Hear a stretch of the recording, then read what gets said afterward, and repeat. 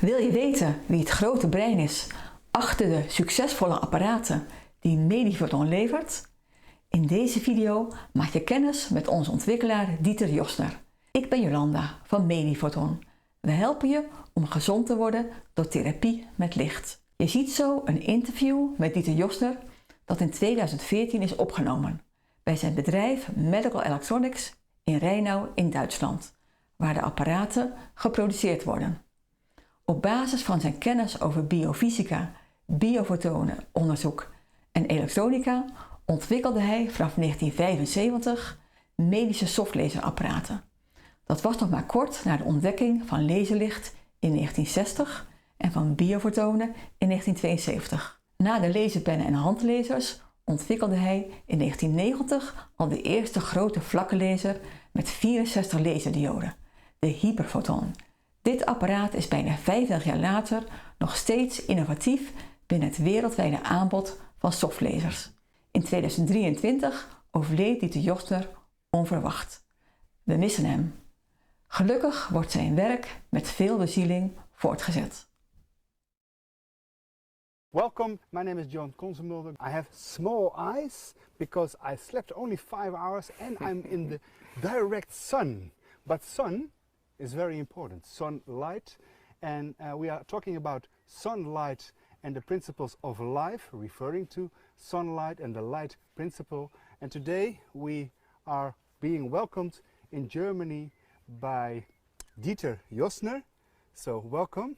I have to say thank you for welcoming me. Welcome as well. And for a general introduction for our listeners, we can just talk like this. Yeah. Can you explain a little bit about your background? Because I heard some things about biophysics, Yes. physics, Yeah. biophotonics, Yes. even flying a helicopter, I believe. Yes. So you do many things. Can you explain what you do? Okay.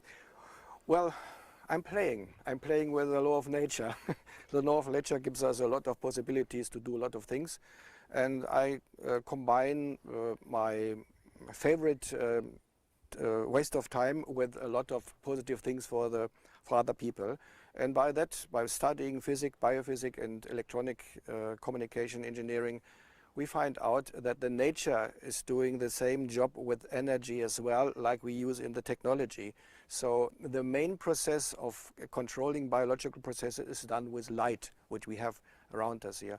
The beginning of life on Earth here is light. So the beginning is sunshine, bacteria in the water, producing oxygen. So that is the start of life in the world. And now we know by all our technologies, by all our measuring systems, that photons in the cells are the basic communication system, and that is my main target to do research. And the end of research is equipment for healing processes to improve natural own healing processes.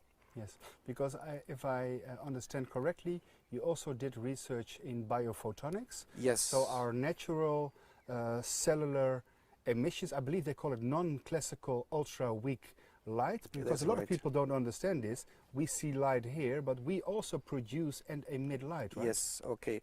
The amount of light we need for communication ourselves is 15 or 20 levels underneath that what we can see with our eyes. So there is a lot of light where we have to have very complicated and very, very sensitive instruments that we see, that bacteria, cells, and so they all communicate with light. But photons with different wavelengths we can't see, and the level of energy is so less that we don't feed the environment with our communication. It's enough for communicate in the cells. It is very, very low. On a quantum level, Yes. so to speak. Okay. Yeah. Can you explain to our listeners the principle we now see in taught at universities? It's the biochemical approach that they say you need hormones, enzymes, neurotransmitters, and we can act with pharmaceutical drugs.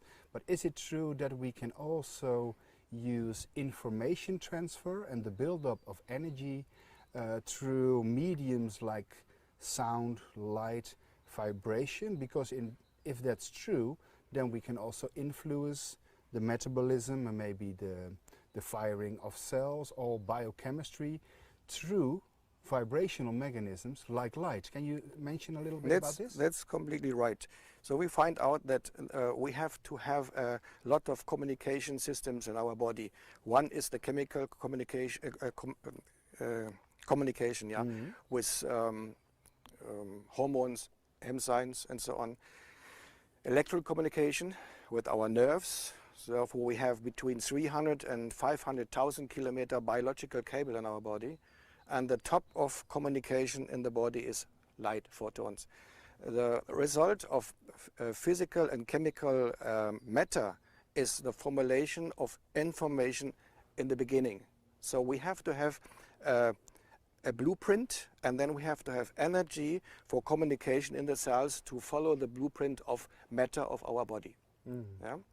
So I think I'm more or less sure that the future of medicine is not a chemical medicine anymore. I think the future of medicine is energy and communication. With this, we are just in the beginning, but the beginning is so promising, so many optimal things that we have to hold the line to follow that. Yeah, so the future of medicine is information medicine. Yeah, energy communication, medicine. Will be the medicine in future. I think so, and I hope, I'm sure.